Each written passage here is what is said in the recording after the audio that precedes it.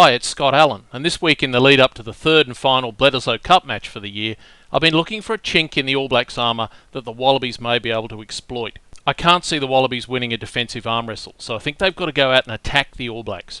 Is there anything in the All Blacks' defensive system that may offer some hope? Let's have a look. Watch any All Blacks game and you'll see that their one weakness in defence is that they can get caught narrow in their defensive structure. So from a kick here you can see that there's no one on the far side of the field and the Wallabies have got space on the outside. I've seen a number of examples this year where they've got caught narrow from their kick chase, so the Wallabies need to move the ball wide and early when they receive a kick.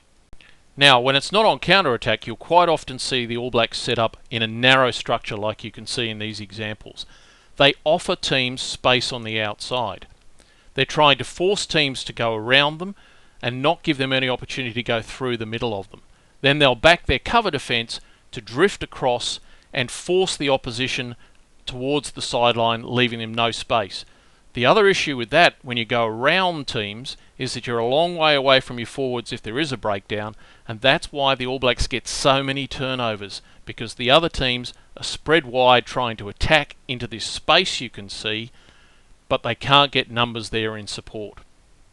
As we roll through these examples, you can see that the teams that are attacking have got a numerical advantage, and they are attacking space outside the last man or the defensive end in the All Black defence system. In this particular example, Nonu is the All Blacks' defensive end, and the Springboks have got nearly half the width of the field outside him.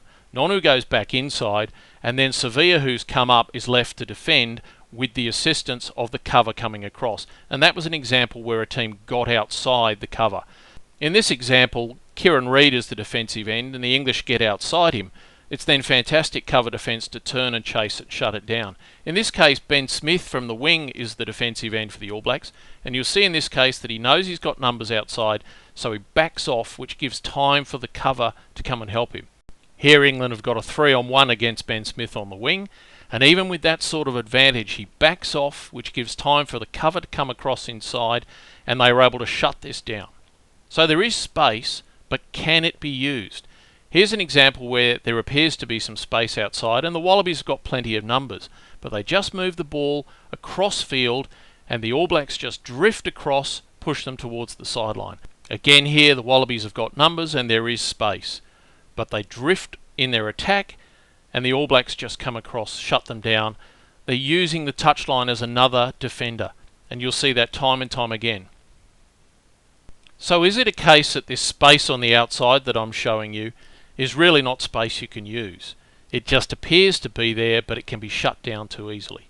Well, certainly if you attack like you can see teams are doing here, where their attack drifts towards the sideline, that space is worthless, and you're just going too far away from your support, and you risk getting turned over or going over the touchline, as you can see in some of these examples. But just because the space isn't used well in these examples and the All Blacks cover up very well, doesn't mean that space can't be used. You've just got to approach it in a slightly different way. So the first thing to understand is that when teams use this jockey defence system, they normally turn and run towards the sideline, backing off, as I said, giving them room. And I've highlighted here 3 All Blacks. You'll see their shoulders already turned towards the sideline. And as we roll this clip on, you'll see that it's Conrad Smith who also turns outside towards the touchline, and he's going out looking to defend Tuilagi and gets beaten on the inside.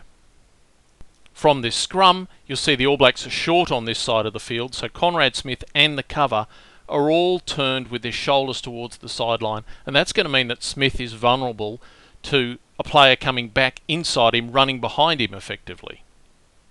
Now the reality is, if you're going to defend with a narrow defensive structure like the All Blacks use, you're going to have to turn and run towards the sideline, and there you can see Nonu beaten on the inside.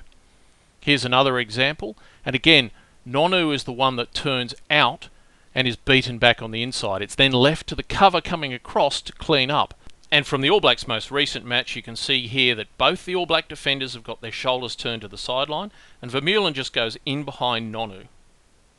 Now, I'm not suggesting that this happens every time the All Blacks are defending, but when they're narrow in defence, it's likely that they will turn towards the sideline, and the Wallabies have got to target that inside channel. So here, 3 All Black forwards going across field, and if Genia gives this ball inside to Kurandrani, look at the space that he could have run into on the inside. So a simple inside ball will have worked. Here, again, you'll see now all the All Blacks are starting to turn and run sideways towards the line. Nonu came out of the line, but with Ashley Cooper cutting back inside, that's where the space is, not outside these defenders. And I'll show you in a minute 2 ways the Wallabies might be able to target that inside space. But here's another example where Leali'ifano can see that the All Blacks are turned to the sideline and he goes back inside and behind Luatua. Once again, the space here, Leali'ifano gets in behind Conrad Smith. And when you look at it, and we freeze the frame here, you can see Conrad Smith has got his shoulders turned out and Leali'ifano recognises it and comes back in. Now Smith's such a good defender he was able to cover that up. And if we look at that Vermeulen break again, you'll see that the entire All Blacks line is going towards the sideline and Vermeulen just goes back in behind and catches Nonu out. Now with Conrad Smith not there this weekend, I think there's an opportunity for the Wallabies to target the centre pairing who haven't played together in that role, and particularly Nonu.